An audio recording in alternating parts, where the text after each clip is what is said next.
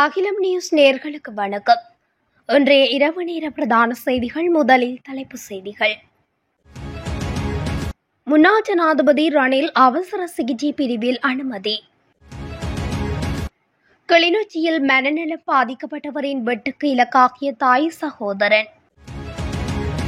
கொலையில் முடிந்த கைகலப்பு.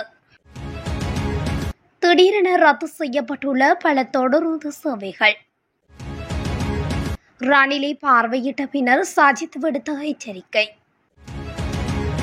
வேலை நிறுத்தத்தில் குதிக்கிறது அரசு மருத்துவ அதிகாரிகள் சங்கம். முல்லைத்தீவில் வெட்டுக்காயங்களுடன் மீட்கப்பட்ட சடலம் யாழ் போதனாவிற்கு அனுப்பி வைப்பு. ரணில் கைதுக்கு கடும் எதிர்ப்பு வெளியிட்ட சந்தரிகா. கொழும்பு சென்ற சொகுசு பேருந்து கோர விபத்து. தொடர்பான விரிவான செய்திகள். சிறைச்சாலை வைத்தியசாலையில் சிகிச்சை பெற்று வந்த முன்னாள் ஜனாதிபதி ரணில் விக்ரமசிங்க கொழும்பு தேசிய வைத்தியசாலைக்கு மாற்றப்பட்டுள்ளார். அவரது நோய் நிலையை பரிசோதித்த சிறைச்சாலை வைத்தியர்களின் பரிந்துரைகளுக்கு அமைய அவர் கொழும்பு தேசிய வைத்தியசாலையில் அனுமதிக்கப்பட்டுள்ளார்.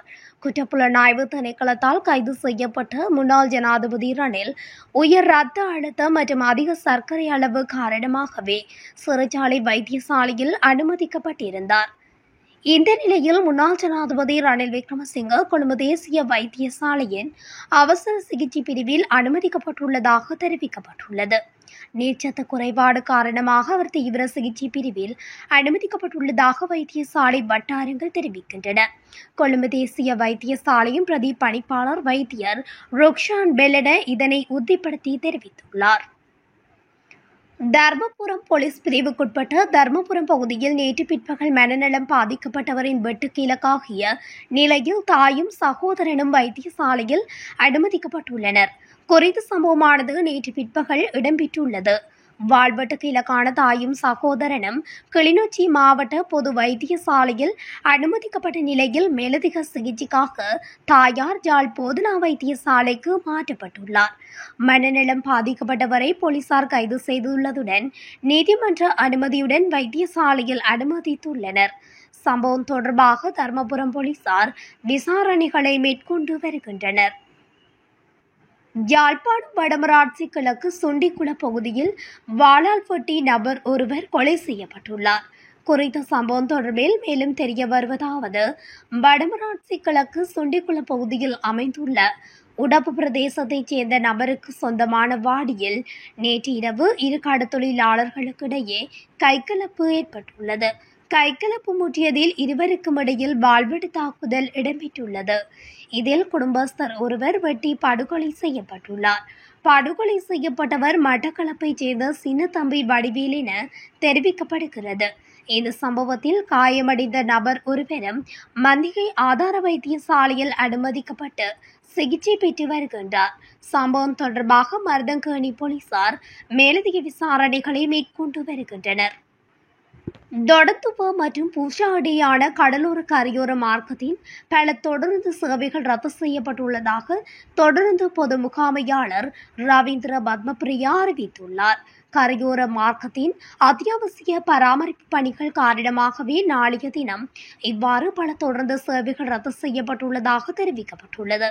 அதன்படி நாளை 24ஆம் தேதி அன்று ரத்து செய்யப்பட்டுள்ள தொடர்ந்து சேவைகள் குறித்து பல தரப்பட்ட தகவல்கள் வெளியாகியுள்ளன. சமூக ஊடகங்கள் மூலம் நீதிமன்ற தீர்ப்புகள் குறித்து கணிப்புகளை வெளியிடும் நபர்கள் நீதிமன்ற அவமதிப்பு மற்றும் ஜனநாயக கொள்கைகளை குறைமதிப்பிற்கு உட்படுத்தும் அபாயம் இருப்பதாக எதிர்க்கட்சித் தலைவர் சஜித் பிரேமதாச இன்று எச்சரித்துள்ளார்.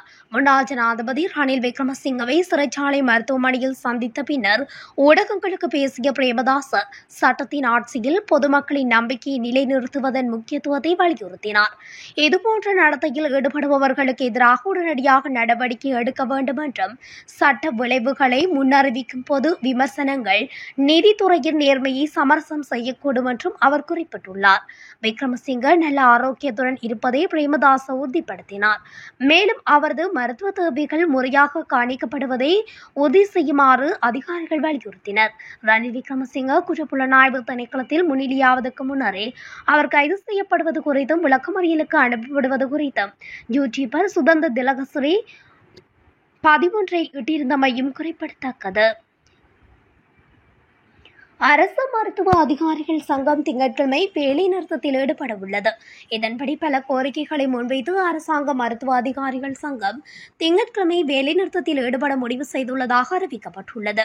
மருத்துவ இடமாற்ற செயல்முறை உட்பட பல கோரிக்கைகளை முன்வைத்து திங்கட்கிழமை காலை 8 மணி முதல் நாடு தழுவிய வேலை நிறுத்தத்தை நடத்த திட்டமிட்டுள்ளதாக அரசாங்க மருத்துவ அதிகாரிகள் சங்கம் இன்று நடைபெற்ற ஊடக சந்திப்பில் தெரிவித்துள்ளது.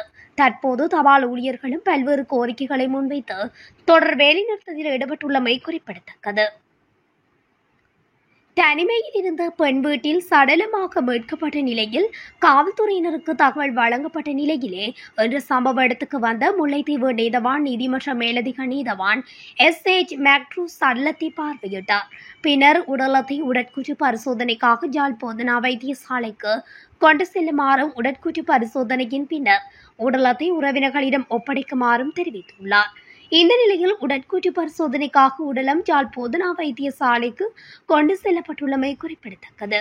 முல்லைத்தீவு மாங்குளம் காவல்துறை பிரிவுக்குட்பட்ட பகுதியில் தனிமையில் வசித்து வந்த வயோதிப பெண் ஒருவரே இவ்வாறு வீட்டில் வெட்டுக்காயங்களுடன் மீட்கப்பட்டுள்ளதும் குறிப்பிடத்தக்கது. அவருக்கு வயது 70 வயது என்பதும் குறிப்பிடத்தக்கது. முன்னாள் ஜனாதிபதி ரணில் விக்ரமசிங்கவின் கைதுக்கு சந்திரிகா குமாரதுங்க தனது எதிர்ப்பை வெளியிட்டுள்ளார்.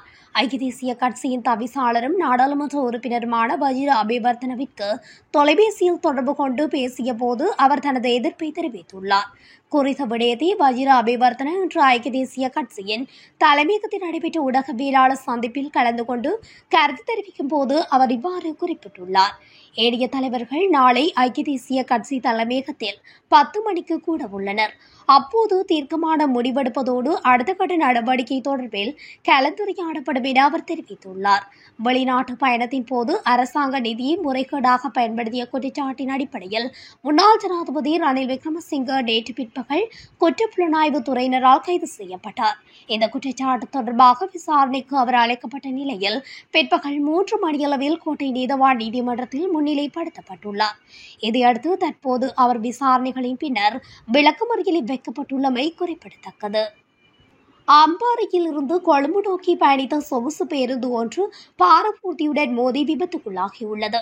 இன்று அதிகாலை தெற்கு அதிவேக நெடுஞ்சாலையில் 133வது கிலோமீட்டர் தூணருகே சீமெண்ட் ஏற்றிச் சென்ற பாரபூர்த்தியின் பின்புறத்தில் சொகுசு பேருந்து மோதி விபத்து ஏற்பட்டுள்ளது. விபத்தில் சிக்கிய சொகுசு பேருந்தில் பயணிகள் குறித்து தகவல் இன்னும் வெளியிடப்படவில்லை என்பதும் குறிப்பிடத்தக்கது. இது தொடர்பில் போலீசார் விசாரணைகளை முன்னெடுத்து வருகின்றனர். இத்துடன் அகிலம் நியூஸின் இன்றைய இரவு நேர பிரதான செய்திகள் நிறைவடைகின்றன. தொடர்ச்சியாக செய்திகளை அறிந்து கொள்ள அகிலம் நியூஸ் ஊடகத்துடன் இணைந்திருங்கள். நன்றி, வணக்கம். அகிலம், மாற்றத்திற்கான மக்கள் குரல். இந்த வீடியோ பிடிச்சிருந்தா லைக் பண்ணுங்க, கமெண்ட் பண்ணுங்க, ஷேர் பண்ணுங்க. மறக்காம கீழே இருக்க பெல் ஐகானை கிளிக் பண்ணுங்க.